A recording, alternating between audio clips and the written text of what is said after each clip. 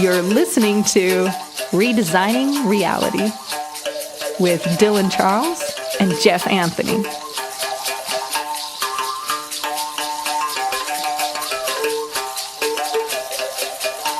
See, there's one light behind me, and there's another light.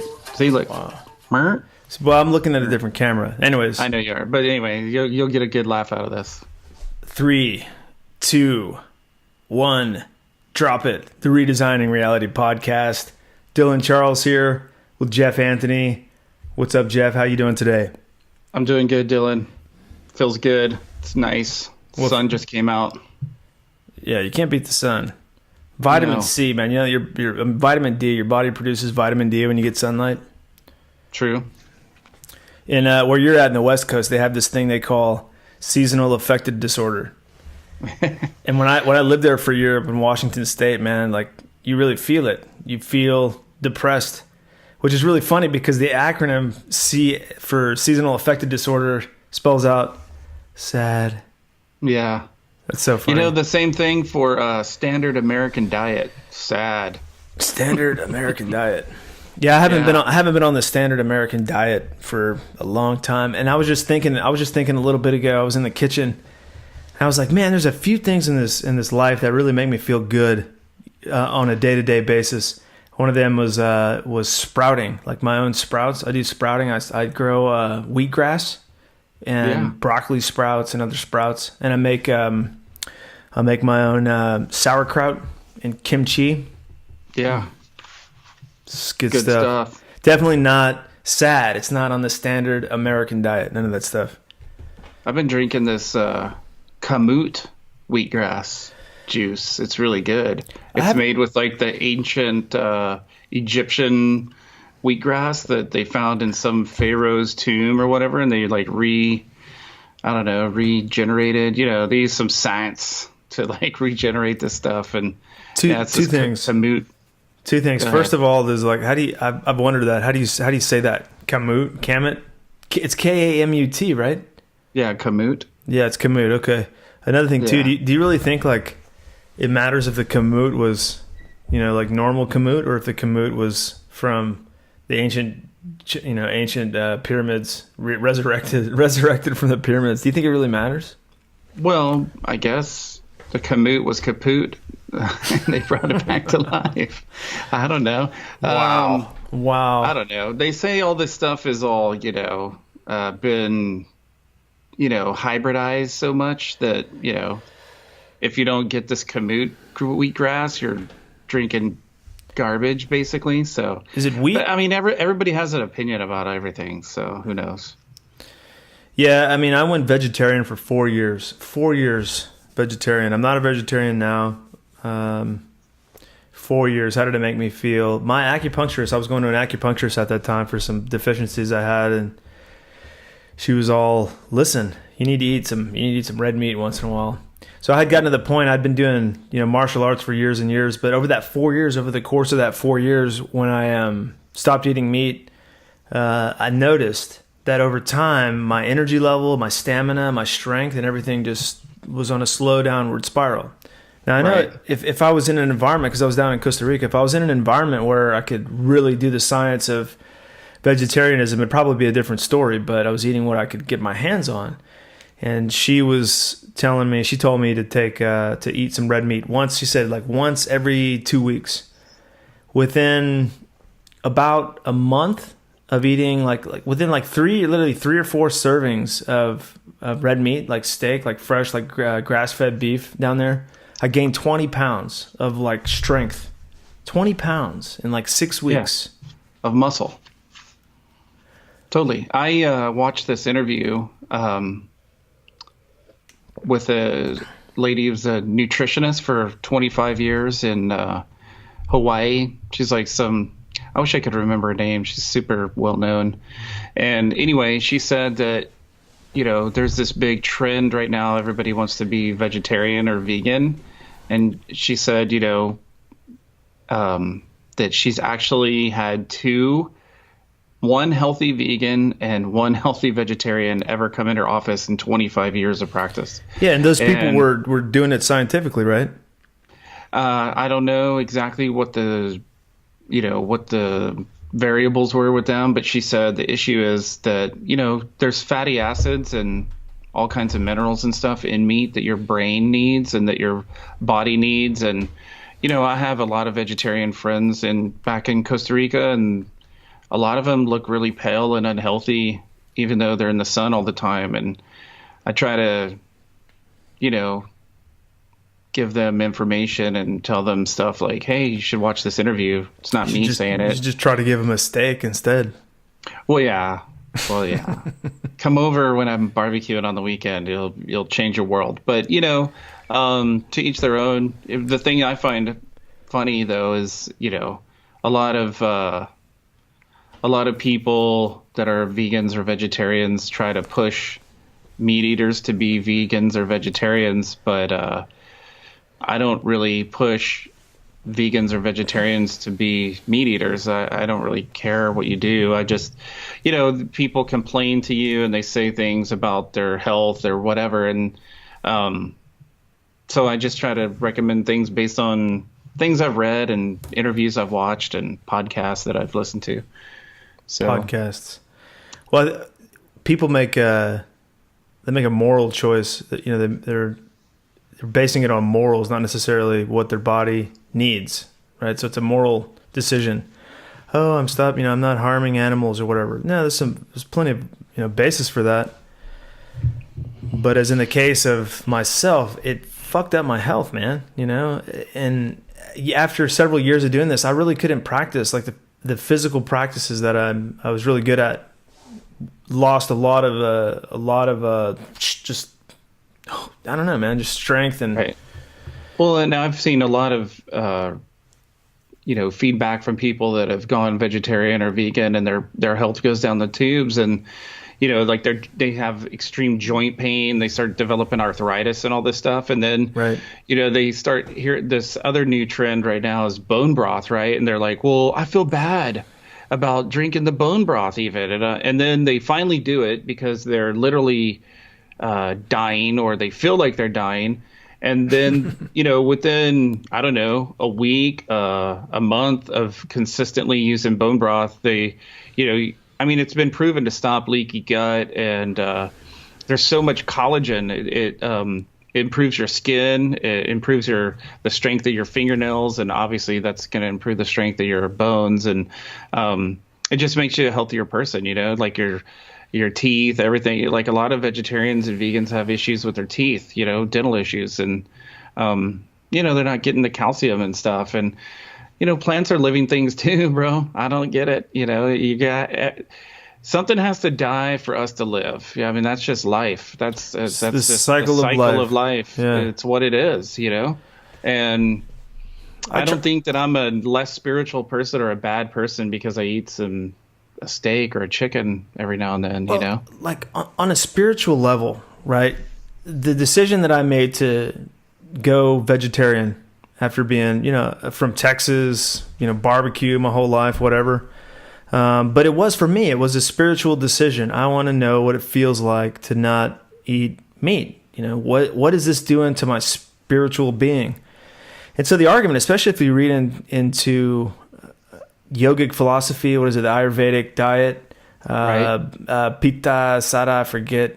There's three basic dietary types.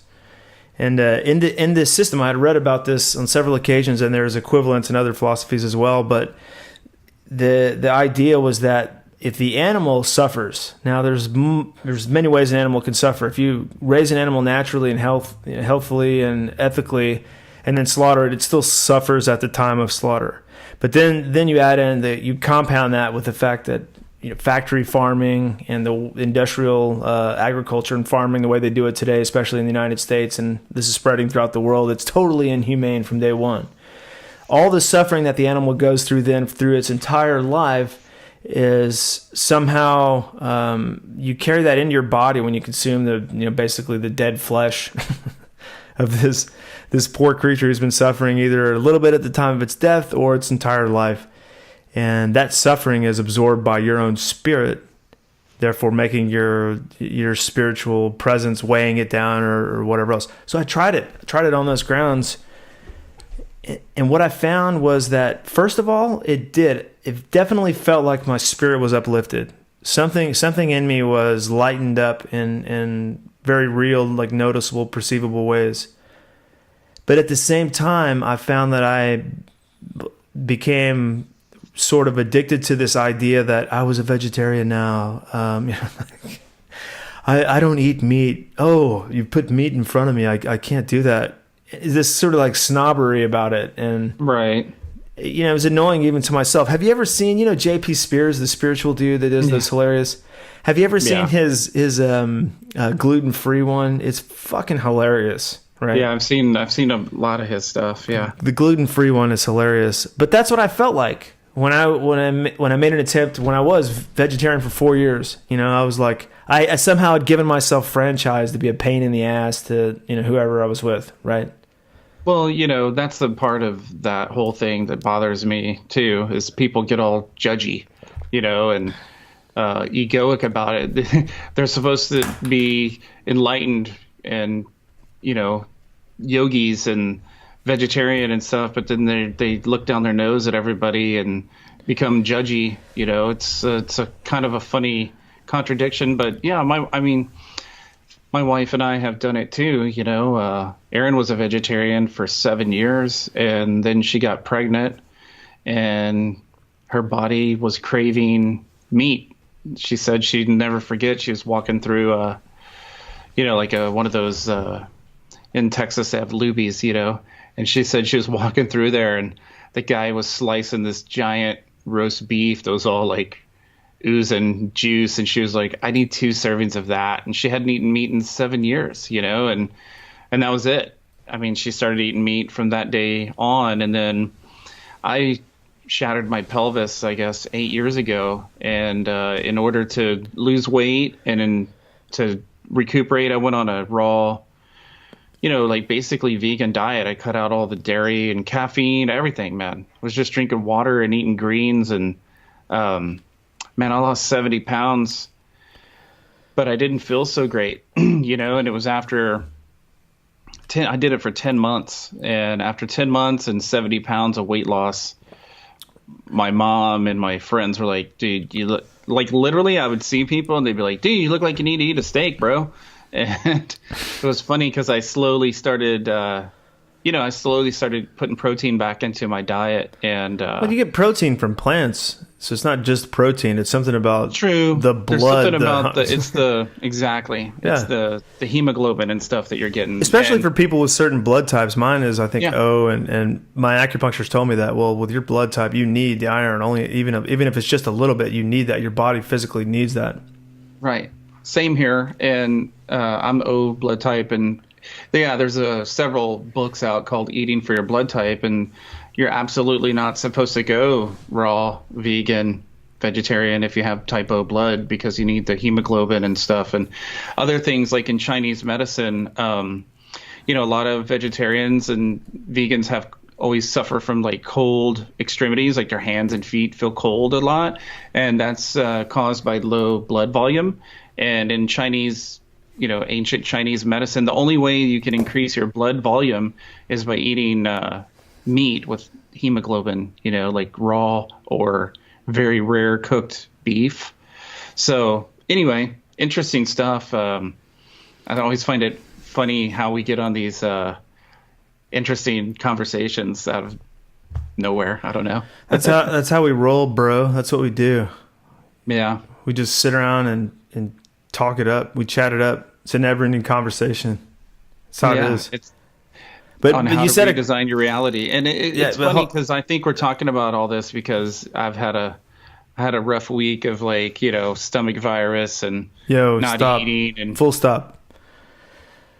No shit talking, and I mean that literally. Please. We're not shit talking. I wasn't going there. I was just saying it was a rough week. It's been a rough week for Jeff Anthony, everyone. He's the author of Cosmic Wizard. You said a few things back there that definitely made interesting topics for me. One, Chinese medicine and the Chinese martial arts have changed my life in so many ways. Unbelievable. Before I go into that, or maybe we'll go into that someday, who knows? You mentioned numbness or coldness at the extremities. It reminded me of a story. My mother, after the first time I went to do ayahuasca, my mother was like, "Wow, that sounds fascinating. I want to check that out." So I sent her to my friend's place where I did it, where I drank ayahuasca, and she went and did a whole 10-day retreat with elders from the Sequoia tribe, these old gentlemen that are native to the it's like the northeastern part of Ecuador, Colombia, Peru, that area of the Amazon. And a friend of mine brings them down to Costa Rica, brings these old shaman. And so she actually, in one of the ceremonies, had went up for healing with this old shaman, Don Tintin.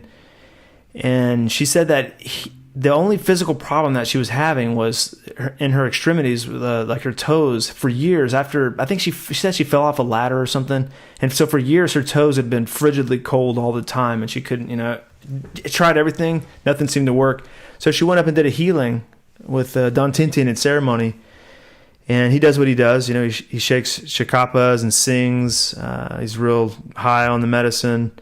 And they sit in front of him facing away, and he actually looks at their back and in his thing, and you could feel him like pulling needles out of you almost. It's right. It's like he's looking for these virotes, these spiritual darts, and he finds these places in your body and your spirit, your etheric body, where contaminants or just whatever spiritual illnesses have attached themselves to. And like a blockage or something. A blockage, even if you read some books about shamanism, you'll find this concept of a virote. Even visionary painter Don Pablo Amaringo, I've seen him do some paintings about these as well. But you're talking about like shaman, the world of shamans, brujos, witch doctors, all this sort of craziness. One of the tools they use to harm people is, even my friend wrote about it in his book about Don Tintin. They use these spiritual darts where one shaman can throw at another person, and these darts can lodge themselves in different parts of the etheric body and cause problems until they're somehow removed. And so when my mom got this healing from him, and he does this thing for 30 minutes or an hour or whatever it is. It's a beautiful, beautiful experience. And she noticed while she was in the middle of this healing with him that she felt like her body like flashed. I believe, if my memory serves me, her body flashed or something, and she felt her whole body warm up all the way down through her extremities and her toes. When it was over, she went back to her hammock for the rest of the ceremony, and her whole body was warm, just warm everywhere. Her toes, everything was just pumping blood warm. And that's been 6 years or something, and she still swears that her circulation in her toes is perfect now. Crazy.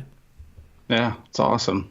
Yeah. It's interesting how, I had the same experience, not the same experience, but a similar experience with a healer that came to my house to do a ceremony with a bunch of friends of mine and he was working with angelic energies, and he did this thing called divine straightening, where he asked your guardian angels to basically enter into your body and straighten out, align your chakras and stuff. Right. And then afterwards he did this, something that we've talked about before. I don't know if we've talked about it in the show, but we talked about it with the Wheaty, with how you do the, like the light shower or whatever, after your ceremonies or between ceremonies of spiritual shower, we call it. Stand in the river, yeah. Rub yourself off in a certain process with leaves, singing certain things. It's a ceremony of intention of right. Of this of one moving was done energy. Just with the guy had like some talisman thing in his hand, and he was holding it over her head. And anyway, she had something stuck in her chest, like you're talking about. It was more of like a dagger type of thing. Right. And dude, you should have seen this lady. She was sitting on the couch next to me and at her husband. And I'd always seen her in this way, I'd always seen her as this kind of frustrated, unhappy, kind of a scowl on her face, and looked much older than she was. She's only in her late 40s, but she looked almost 60. And, anyway, this healer does this light shower to her, and then he tells her that she has this thing stuck in her chest, and that he can remove it for her. And he did. And as soon as he did, I mean, dude, it was like somebody turned on a water faucet in her eyes, just tears flowing. I mean, like a waterfall, just falling, dude, like crazy. And this smile, dude, that you can't imagine. And her eyes went from this kind of yellow. She wasn't even a smoker, but her eyes looked like she'd been smoking for years, to this clear white, and the shine, like it was like she was shining through her eyes, and then she sat down next to me again on the couch, and her husband looked at me and was like, dude, can you see that? And I was like, yeah, pretty crazy. So it's really interesting how, we get so caught up in our daily lives and this world of physicality that people forget that there are all these like emotional and spiritual things that are really the causes of a lot of our physical breakdown of our body, I mean, I've seen this so many times in my experience with ayahuasca. The time I've spent with the Sequoia shaman and my friend Jonathan Miller Weisberger, great dude. So many people I've seen transform their first ceremony, their first or second ceremony. They go through a big experience, and in the morning their faces just look totally different, just like you're saying. Yeah, or 10 years younger. Or 10 years it's younger. Insane. And you can see like lines disappear. It's so weird how the face and the eyes actually hold stress and hold trauma, I guess. Oh yeah, it's trauma, and it's like, it's really weird too. It's like a multiple personality disorder or something too, because you meet these people at first and you're like, oh, the person's kind of cold or kind of closed off, and then they do this ceremony, man, and their real personality comes out, they're the real them that they've been pushing down because they're in pain, or they've been that in the movie Lord of the Rings. Mm-hmm. And I'm not a Lord of the Rings nerd, so I'm going to botch up all the names, or I probably won't even try it. But there's the guy there's the land of the humans, Gondor or whatever it is, right? And their king has this like creepy. Oh right, yeah, he's all white. The horse guys, the guys with the horses. The really creepy, freaky, white, pale guy that sits there in the king's hall, and what he does is he whispers terrible, controlling things into the king's ear, right? Right. Yeah. So he's casting a spell, but the spell's actually coming through the wizard Saruman or whatever. And so when Gandalf shows up, he puts on this whole thing where he sneaks in there, and then maybe I am a Lord of the Rings nerd. Look at you. I was gonna say, you got it, dude. And so he sneaks in there with his, he talks to the guys into sneaking in there with his wizard staff, and when he gets in there, he has to do this whole ceremony where he pulls the venom of Saruman out through the white bad guy out from the king. And so you see, and Peter Jackson does this scene where you can see his face returning to normal. I've seen that so many times dealing with medicine, whether it's iboga or ayahuasca. It's powerful. It's powerful. Very, very powerful. And other things too, just ceremony. Like I said, we weren't right. We weren't using iboga or ayahuasca. This was just angelic energy. It was spirit, moving through her, and it's really amazing, when you can tap into that. And that's the thing that I always like to. The reason I wrote my book and the reason I try to share these experiences is because I've done ayahuasca, that I've done a lot of things that maybe the common person doesn't have access to, like today or this week. But man, you have access to all these other things, like right now, meditation, shamanism, your angels, your guides, they're all right there all the time. You just have to reach out and ask for the help, and you have to be vulnerable, Part of my week this week of, being ill with this virus was, man, I got down, and I had a nice cry about my wife was like, "What's the matter? You just seem grumpy." And I'm like, "Well, I don't feel good." And, sometimes it just gets to me, this whole, having a walker and having a degenerative disease and having to use a wheelchair and watching people, with their children and with their families playing soccer and doing all this fun stuff that I want to do. It gets to you, every now and then. So, and that's what I would say is sometimes you just have to cry, and that can be a big release too. The most transformative, so our experience and background is a little different, which is pretty cool because when we get together, we got a lot to stew on. I've done so many practices relating to the energy body, mostly centered around Chinese medicine, Chinese martial arts, Qigong, really powerful practices of Qigong. And ultimately all that led me into ceremonies, plant medicine ceremonies, which is just fascinating me. I love them. So that's where I'm at. Where you're coming from is a background where you've found a lot of healing experiences and things like shamanic drumming, angelic healing, and other, I guess, like sober techniques, right? Right. Well, sober techniques, but the point is that there's a lot of ways to access the spirit. There's a lot of ways for a healer to work on the human being. And I hear you got a cat. There was a couple episodes ago where my Chihuahua was going berserk. That's cat's my Chihuahua. Like, is it your Chihuahua? That's my Chihuahua. Yeah. He's got a bell on him because he's so little. We gotta be able to find him.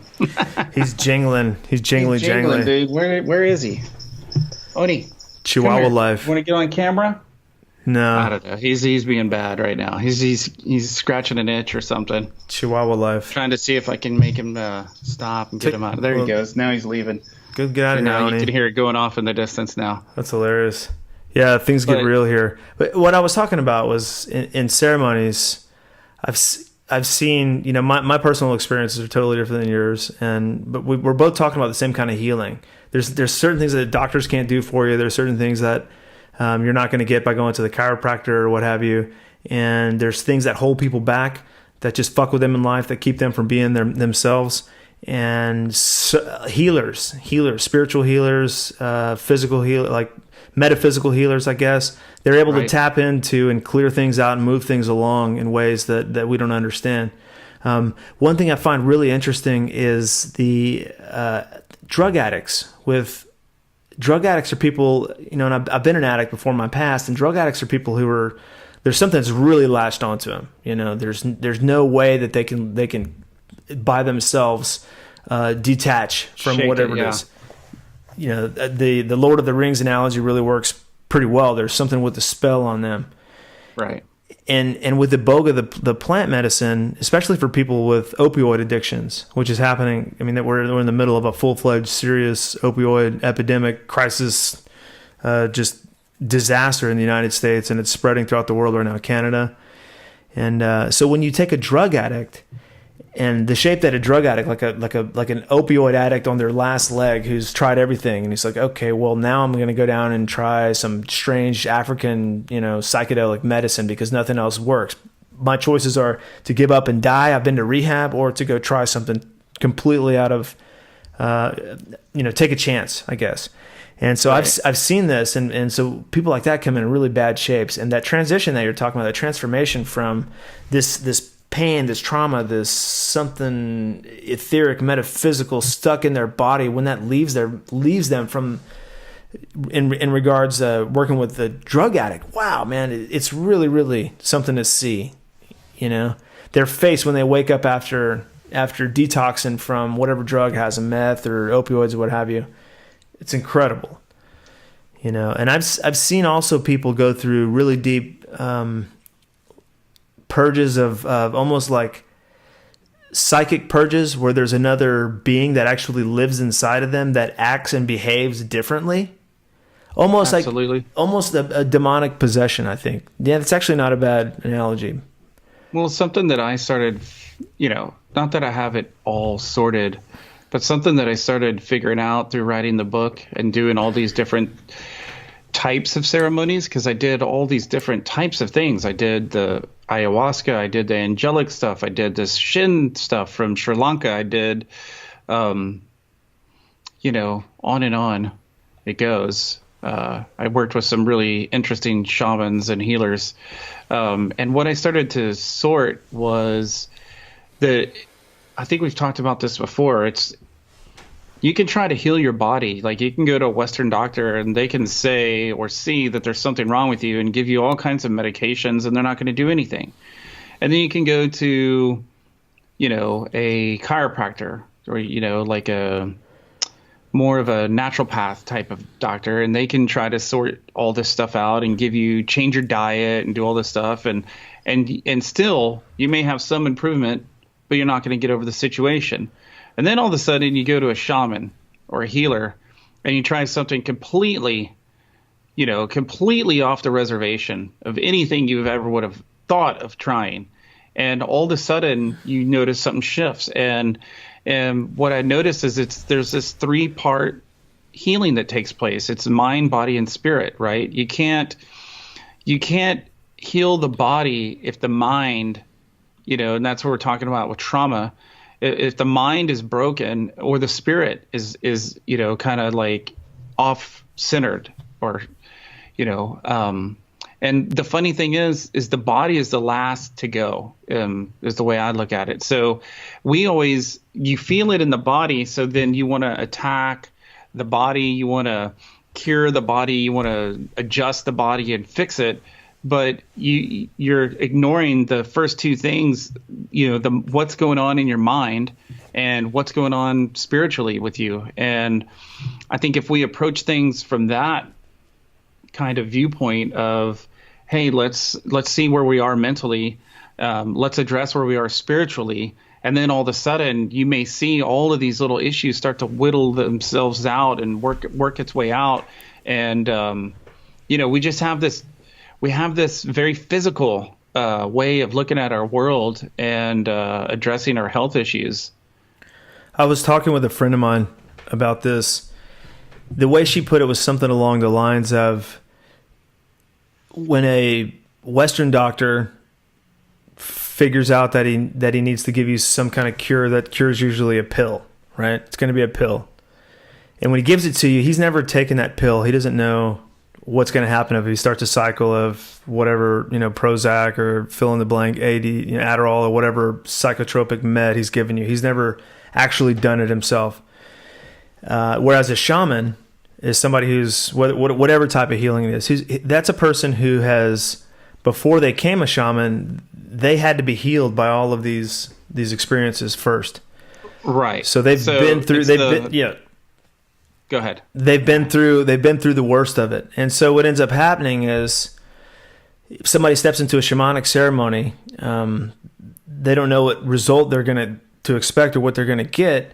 But when it hits them, when they're going through it, the capacity for empathy from the healer is so much greater than when a Western doctor gives a person a pill, sends them on their way, and then that person has problems adjusting to the side effects or not understanding what exactly is happening to them.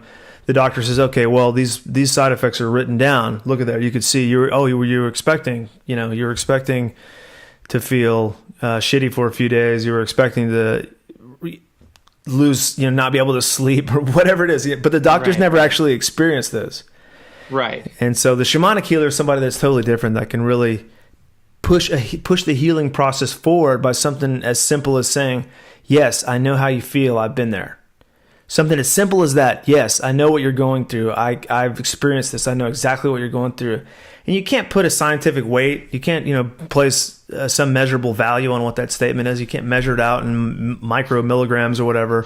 But the value of having somebody when you're going through something, like you said, on the verge of pushing yourself through tears towards healing, having another person there who has actually been through it, that understands, that truly understands, and can just tell you, hey, you're not alone.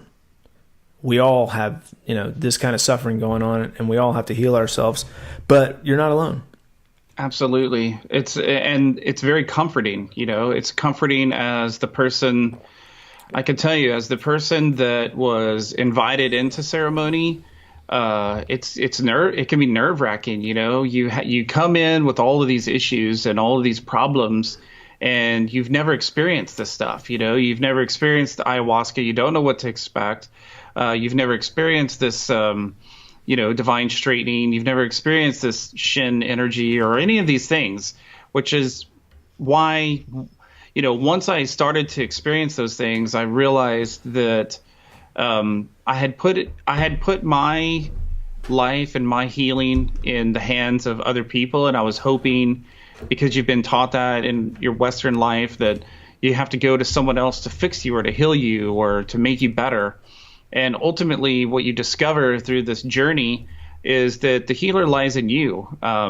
You're the one that has to heal your own self. There's facilitators, there's shamans, there's guides that can help you along the way.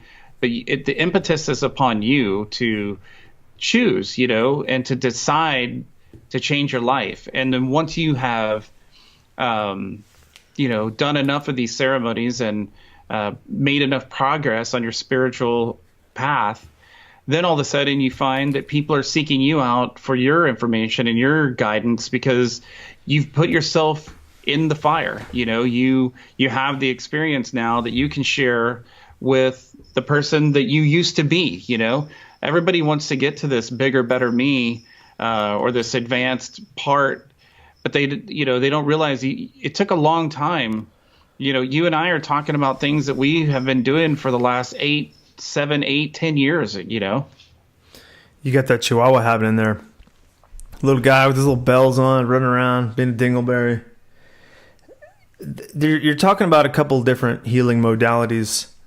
Having experienced so much of this myself, there definitely comes a time in this path, if someone walks this path, where the focus shifts from yourself to the healing work shifts from yourself onto those around you. So it expands. It starts from the center and expands from there.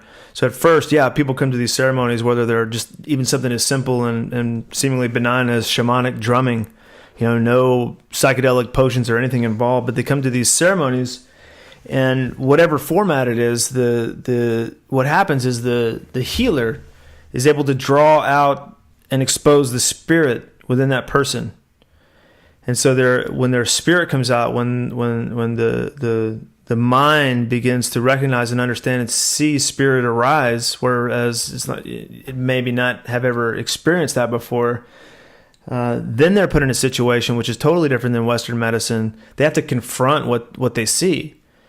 So whether it's, once again, like shamanic journeying, where you're drumming, where you're sitting there and the droning sound of the drum allows your mind to escape, kind of like what happened with Carlos Castaneda when he would stop the world and go on his journeys and those amazing books from back in the day. But when the mind finally opens up to spirit in these situations, it has to actually confront the problems. It has to confront the baggage and take a look at what's going on. And it has to allow that energy to move through, be exposed, see it for what it is, and get the fuck out.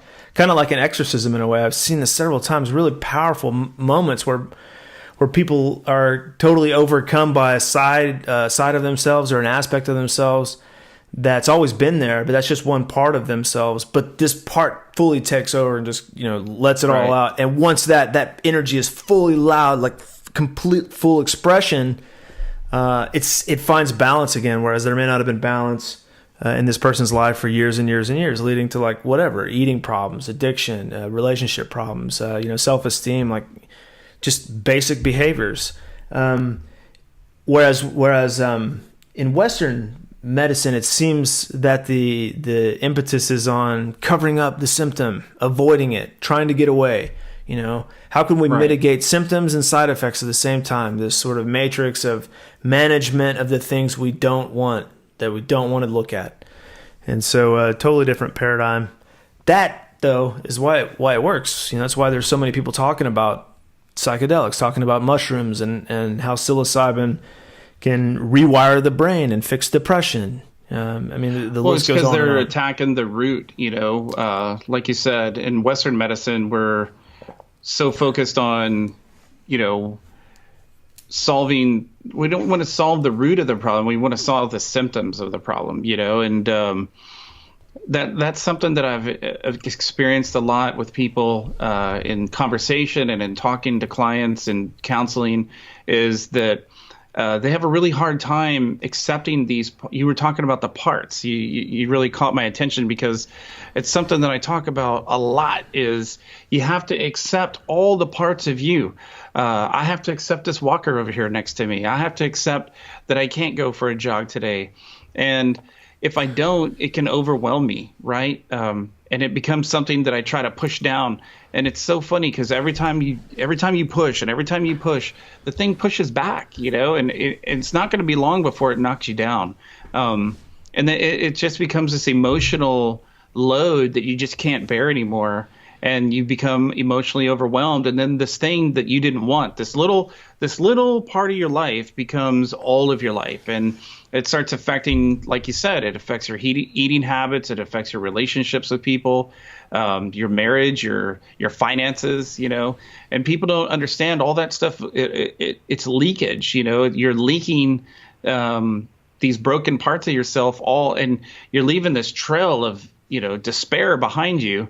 And if you could just accept these parts of yourself, you would find that in those little parts, in those small little pieces that you wish to be rid of, are, your answer. Those are the things that are going to help you. Like we were saying, those are why the shamans went from being, a client to then being a facilitator, because they were broken too, and they had to accept those parts of themselves and heal them and literally like transmute or transform into the all-encompassed, powerful being that they are,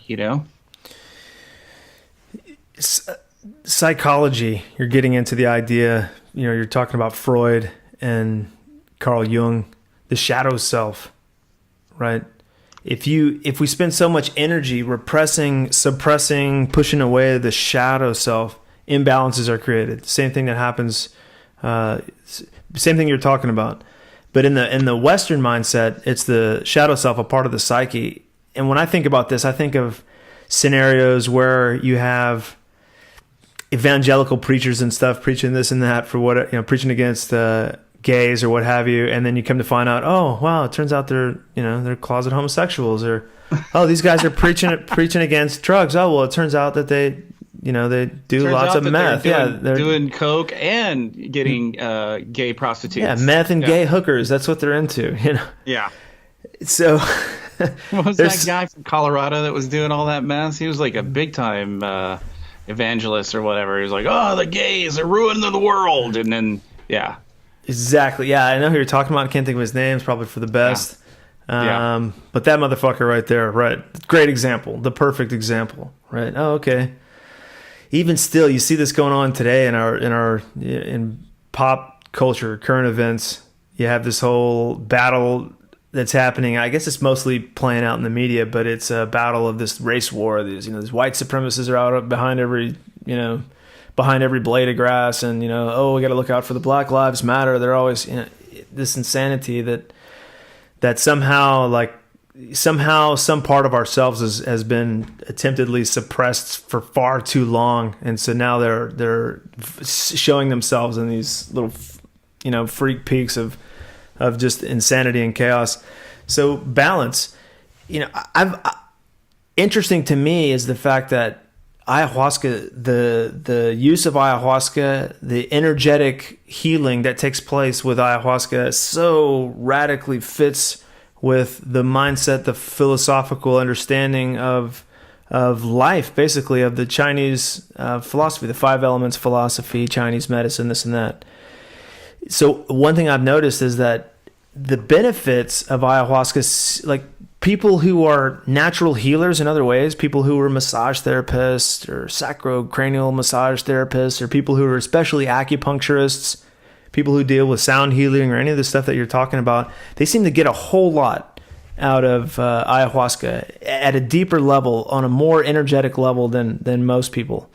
I think you experienced this too, because I know you've done it once or twice, but being the type of intuitive healer that you naturally are, it sounds to me like your experience was next level compared to what I've seen many people who are just there because they've been somehow pulled into the ceremony, but they don't have that innate healer that's within them, that's really within all of us, hasn't been awoken just yet, you know?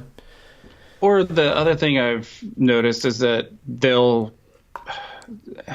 need more repetition before the lesson is gained. Who's that? Who needs more repetition, the healers or the non-healers? The non-healers. Okay, right. Yeah, that's a good point. Right. So it's like the message is there, but they won't uptake the message. You know, it's they're so clinging on to their past and all these believies, you know, all these things they believe in, that they have a hard time setting that shit down so that they can pick up the knowledge. You know, I have that experience a lot with people where I see them just clinging on energetically to all their past, and all these things are fighting in their head, and they're in that victim role, that victim mentality of this happened to me and woe is me, and you don't know. And man, I've heard so many people tell me, you know, well, you don't know what it's like to have a disease. And I'm like, really? Do you remember me answer the door with my walker? Anyway. And it's so funny because I don't live in that, you know, I don't live that role. You know, the best compliment I get from my clients is the whole, man, I always forget that you're disabled. And I'm like, yeah, me too.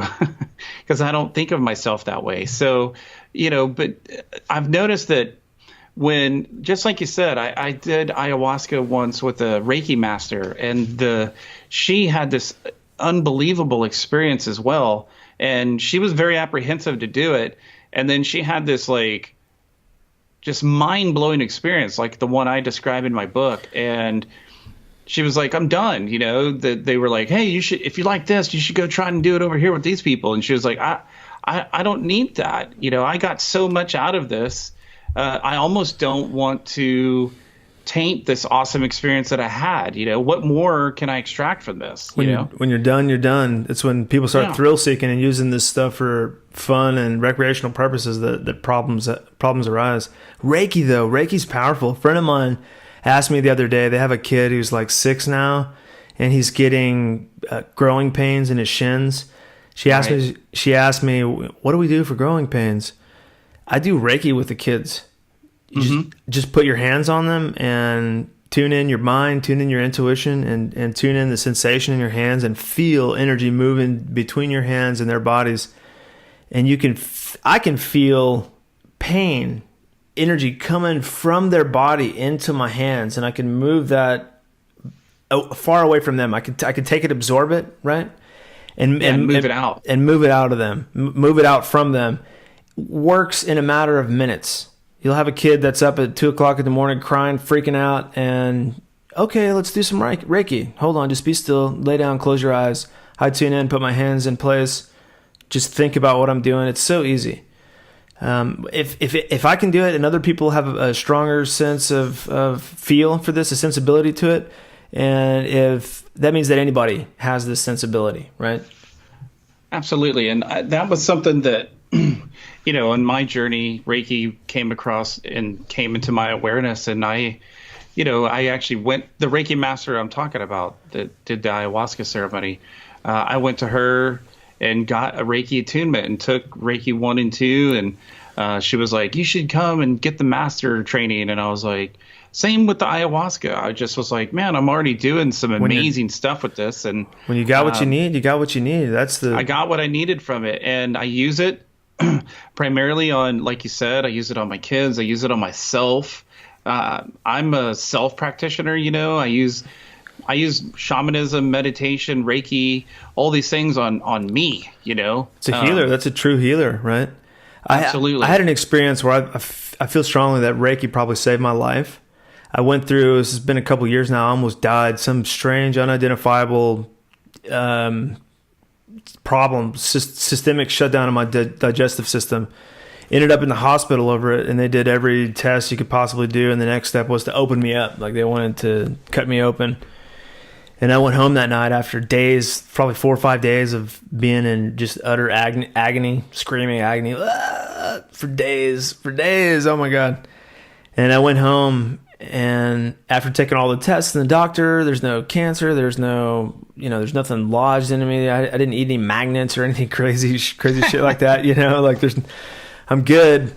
So there's something going on. So I went home and that night I was up all night in pain all night. And first off, I intook a ton of cannabis smoke. I ingested cannabis oil and was, high as a bat, like having a cosmic, a really cosmic connection with the universe. And in that space, in that mental space, I intentionally drew in energy from the stars around me, and I could feel and sense and see the stars surrounding planet Earth in all directions, pulling this energy into my abdomen where the pain was, and moving that energy using what I know and what I practice with Reiki, and found the problem and was able to wake up in the morning healed after days and days and days of total agony.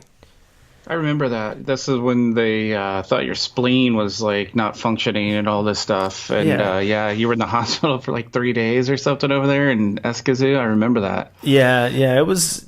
I had a similar experience where I had I used Reiki, and man, I used everything I could possibly conjure up. Actually, I was supposed to be presenting, like presenting a speech and stuff at this group. And I came home from picking my kids up from school, and man, I felt like, how you just feel the onset of illness coming. My throat was just thrashed, and I had this stomach pain that was unbelievable. And I had this onset of this horrible, some kind of jungle funk was coming on for sure. And my wife was like, "You're not going to make it. You sound horrible already. You're not going to be able to go to this thing. How are you going to do it?" I was like, "I'm doing it. Like, I know I have to do this." And it was almost like we were talking about earlier. It felt like, it felt like a demonic possession. It felt like something was trying to keep me from going and delivering this message that I was meant to deliver. Right. So I laid down in my bed and I did my call for Reiki energy, and I put my hands on my stomach where this pain was, and I started to reach inside of my stomach and grab it, and I felt it. I grabbed it and I started to pull it up, right? I was thinking, if I can just get this up and out of my mouth, I'm going to be okay. So I grabbed this thing and I start pulling it up, and all of a sudden I feel it. I feel it's in my chest, and then I go to try to pull it up again, and it's lodged in my throat. And I just, doubled down, and I felt like I can get this is moving. I'm moving this out. And so then I did one more tug, and I felt it break loose from my throat. And I'm not kidding, dude. It was the most amazing thing. I sat up, I went out into the kitchen, and I got a big glass of water, and I felt tired energetically, but I physically felt so much better. And then the next day I got up and I went back to this group that I was doing this presentation for, and it was really an amazing experience, because everybody there at the end of my presentation was like, "Man, I feel like I've healed so many issues in my life just by listening to your story, and it made me realize that it was true. There was something energetically trying to keep me from going and delivering that message, I had an experience once. It was part of my major healing that I experienced through ayahuasca, through yahe, this medicine. It took a couple of years to get to this point, but in my journey, I had uncovered and confronted something really dark within myself, something really sad, some sort of like depressive energy or something. And one time in ceremony, it just cracked me up, and I ended up crying and basically freaking out. And the guy that I was working with ended up pulling out of my arm, like extracting some black, like smoky kind of material mass that he actually was able to pull out of the inside of the elbow of my arm. And another time I was in ceremony with another fellow, a young guy. It was the first time he was doing it, and this was many years down the road. So I had more experience and I was more stable, right? And he, in the ceremony, he started freaking out because it happens. And I went to go work with him and help him. And as I was dealing with him, I sensed and saw an energetic being come out of his body, a field of black, almost like smoky, cloudy, just gunk. And if you think about that thing, if you try to rationalize something like that, when you're not in ceremony, it's impossible. But when you're in the moment and you're in that mind space and you're that connected and you're that dialed in and tuned into what's happening, and you see something like that, you realize it's real. I've seen it in a couple other circumstances as well, and I know you've even talked some stories about how you've seen people leave behind almost this sort of their funky ghosts and demons, if you will. Right. Those somehow come out of people through different healing practices. Freaking amazing. Snakes, I had darts. That's in my book. I had a snake. I had a healer doing shin. A friend of mine, Eugene, was doing this shin energy. It's like a Sri Lankan energy healing, and specific energy nexus healing. Man, the snake came up out of my stomach and looked at him and told him to back off and leave, and then he wasn't leaving, and so he was like, "Dude, I gotta get this thing out of Jeff. This is part of what he's trying to deal with right now." And he just kept working and working, and he said all of a sudden right here out of my left temple, he saw this little wispy black smoke start to come out of my head, and then he checked back in with his guides and everything, and the snake energy, this entity was gone. And I've experienced that personally, and then I've experienced it with other clients too, where things tell you that they're not going to leave and that you have to leave them alone, and no, you don't. in a sense, until people become aware of this possibility of spiritual illness, whatever you want to call it, we're sort of just being tossed around in a sea of shit we don't know anything about, and anything can happen to us. But people who understand and practice these things, they do work to protect themselves as well. After they've healed themselves. And right. Whether they're working with other people or they're just living their lives, they do things to protect themselves. I was reminded when you said black smoke, after I said black smoke several times, of this practice that I still do quite often. I learned it from one of my Qigong masters, Dr. Zhang. Really interesting guy. Mm-hmm. After you eat, lay down flat somewhere for 20 minutes, put your head on a pillow so your head's elevated, your hands are down by your side, nothing special. And while you're laying there, you're counting backwards from whatever number you need to kind of fall into a trance. But you're focused on a breathing pattern. Mouth is closed, breathing in through your nose, white light, white air, white pure energy. And then that goes into your body. You see it, you visualize it entering your body, filling up your body, and then you exhale. You exhale black smoke, this kind of black smoke. So you're exhaling this dirty quality, this nastiness, this funk or whatever, baggage or whatever it is that needs to get the fuck out. And that's leaving your body. But in this kind of constant process of maintenance, perhaps we don't leave ourselves as exposed to such serious spiritual illnesses, right? I agree. I think it's important too to mention to people that are listening to this that, you have to protect yourself. If you're going to try any of these techniques that we've talked about, first of all, don't jump haphazardly into anything, oh, come on. People can meditate. Yeah, you can meditate. You can do all that kind of, journeying, shamanic journeying and stuff. I'm talking about trying to take on entities and trying to take on maybe demonic possessions and things like that. And even healing, I've had experiences where I've done healings on people and I didn't take the proper precautions to kind of protect my energy, and then you take on their thing and you get sick, and then you're kind of funky and you got to go. You have a whole nother battle you have to go through. That's happened to me as well, and in seriously profound ways. I've been working with people and been exposed to things leaving their beings, coming at trying me, to latch onto you, coming at me, and I have to tell people, you have to tell the thing. You're not my thought form. You're not my. This is not my.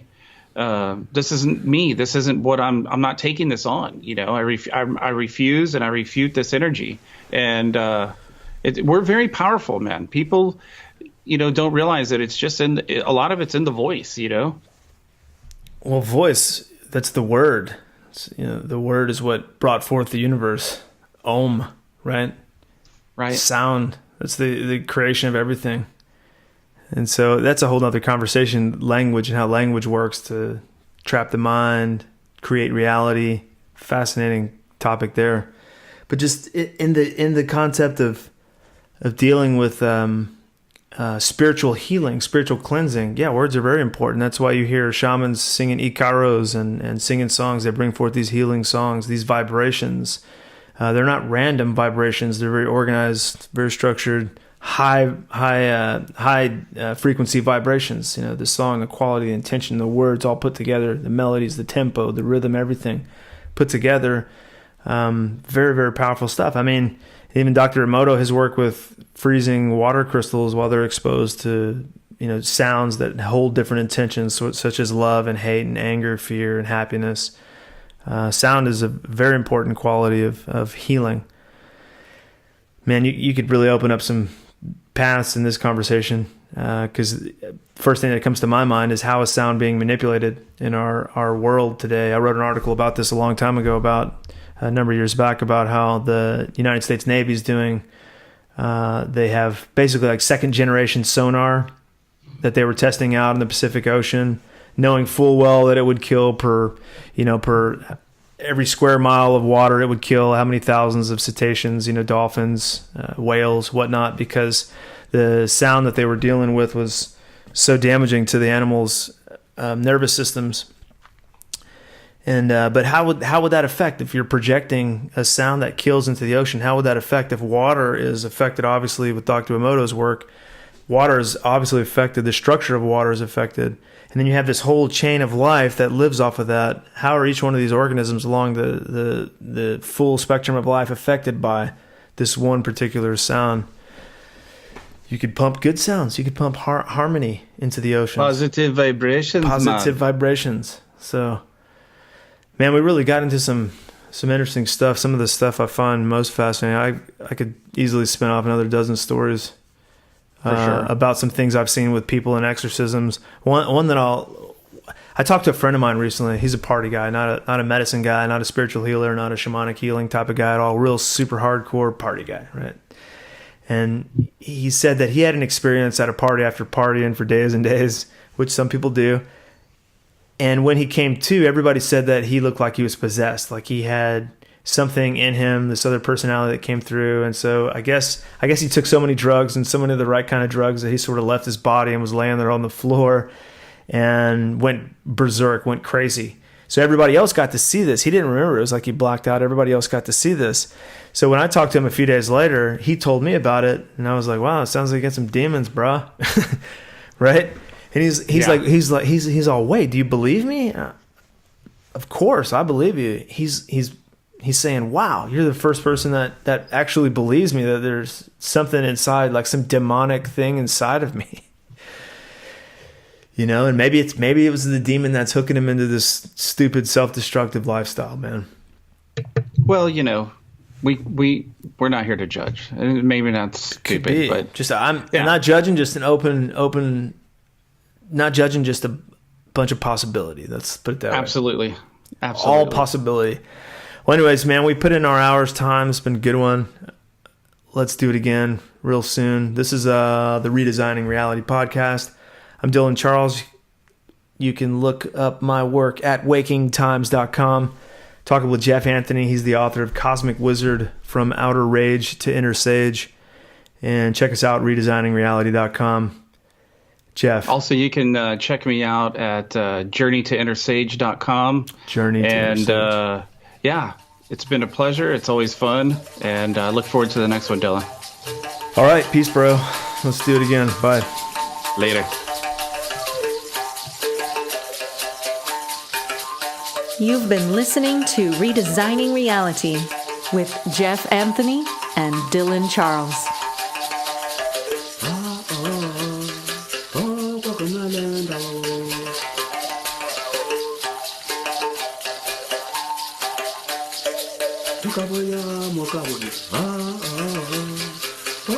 comandando.